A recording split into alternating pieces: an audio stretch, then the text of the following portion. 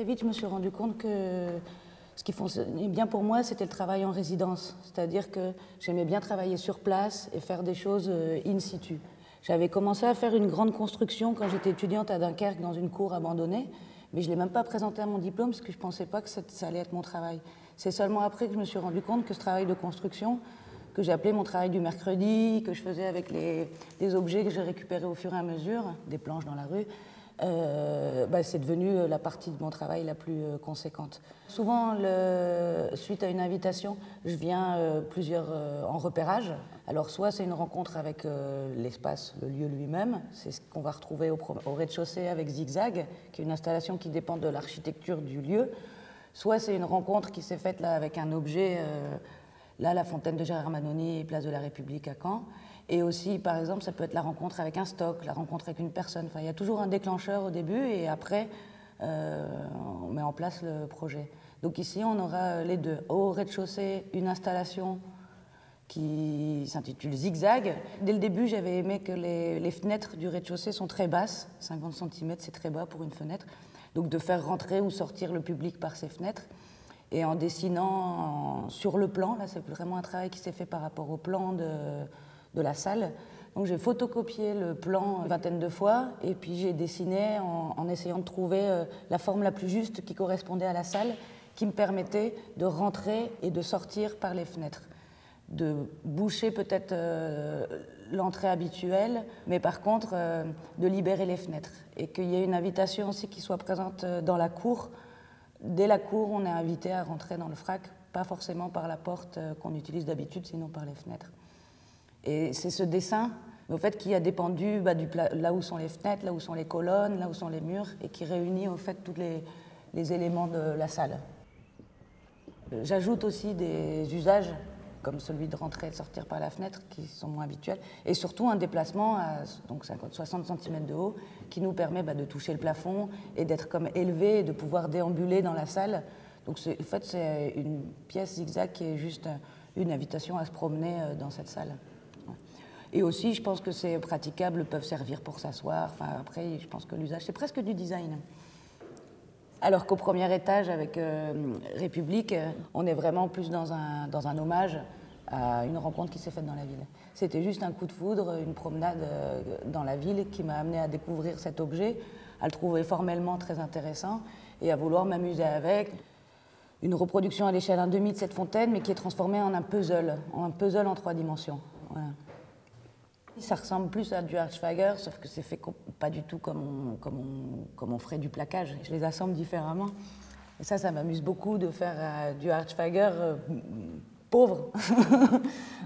J'ai choisi d'utiliser du bois Emmaüs, on va dire, avec quelques planches de formica et tout ça, pour faire un hommage à Gérard Manoni qui a fait cette fontaine dans les années 70. C'est vraiment le matériau parfait, et c'est là qu'on parle de mémoire, parce qu'il y a de la mémoire dans les planches, il y a de la mémoire dans cette fontaine. Ce qui me plaît dans la planche en formica qu'on trouve encore à Emmaüs, c'est que c'est la table de la cuisine de ma grand-mère, et que voilà, chacun peut y plonger une histoire.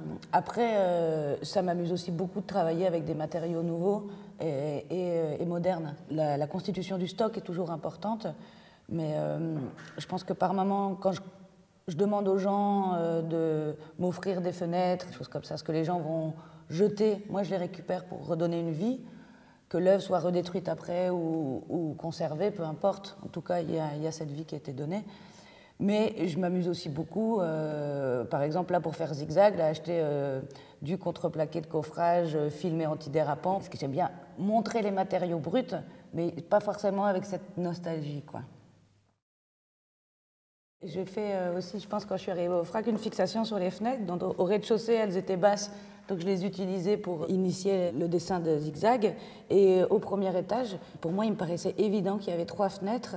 Et en discutant avec l'équipe et tout ça, on s'est rendu compte que ça faisait 17, sinon 20 ans que ces fenêtres n'avaient jamais été ouvertes. Donc on les voyait de l'extérieur, mais quand on rentrait au premier étage, on arrivait dans une salle finalement assez sombre, malgré les éclairages.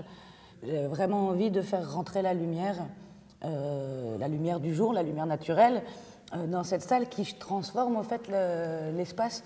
Il a gagné 2 mètres de plafond, alors que c'est simplement parce qu'il y a de la lumière du jour qui rentre. Ce mur est la preuve que la déconstruction est importante aussi dans mon travail. Pas seulement la construction. La phase de construction, c'est la partie de plaisir. Donc, j'ai pas d'atelier. J'ai essayé d'en avoir un depuis que j'habite à Buenos Aires. Je ne suis pas motivée quand je suis à l'atelier, donc quand c'est un moment de montage, c'est le moment où on sort les outils et c'est vraiment le plaisir de construire. Ça va vite, les choses elles montent. Et puis, au lieu de travailler en petit dans l'atelier, ben, on travaille en grand tout de suite sur place. Donc souvent quand je me déplace, quand je suis invitée quelque part, ben, je transforme le lieu en atelier le temps du montage. C'est souvent ma première question. Combien il y a de temps de montage? Bon, s'il y a 10 jours, le projet, il faut qu'il se fasse en 10 jours. S'il y a un mois, bon, ben, on a un mois d'atelier, c'est super. Le dessin commence à prendre un peu de place dans mon travail. Avant, j'avais la prétention de dire que quand je construisais, c'était des dessins en 3 dimensions. Ça commence à m'amuser de vouloir dessiner. Mais j'aime bien, pour le coup, quand je dessine, ce côté un peu laborieux. Peut-être que ça va prendre un petit peu plus d'importance, le dessin, mais ce que je préfère vraiment, c'est le volume. Il n'y a pas à dire. Alors, les ponts et les barricades reviennent assez souvent dans mes installations. Les barricades moins, mais les ponts, en tout cas, ça c'est sûr. C'est-à-dire que j'aime bien lier une salle avec une autre, un extérieur avec un intérieur. Je sais pas, en anglais, ça existe même comme verbe, to bridge. C'est très bien, c'est faire les ponts entre les choses. Je pense que c'est un peu le rôle de l'artiste aussi, même faire le pont entre le centre-ville, la place de la République et le FRAC. C'est aussi un pont qui s'est créé. Donc il y a des ponts dans mon travail imaginaire et puis il y a des ponts concrets. Donc il faut qu'il y ait les deux pour qu'on puisse comprendre. Donc quand je suis invitée dedans, je vais être dehors. Et quand je suis des fois invitée dehors, je vais construire un espace fermé pour que les gens puissent rentrer dedans. Enfin, c'est aussi ce jeu avec les règles, je pense, plus qu'autre chose. Je pense au spectateur quand j'écris le projet. Donc normalement, il est invité à interagir avec le travail. Donc c'est quand même pour lui que je le fais. Donc j'espère qu'il va s'amuser avec.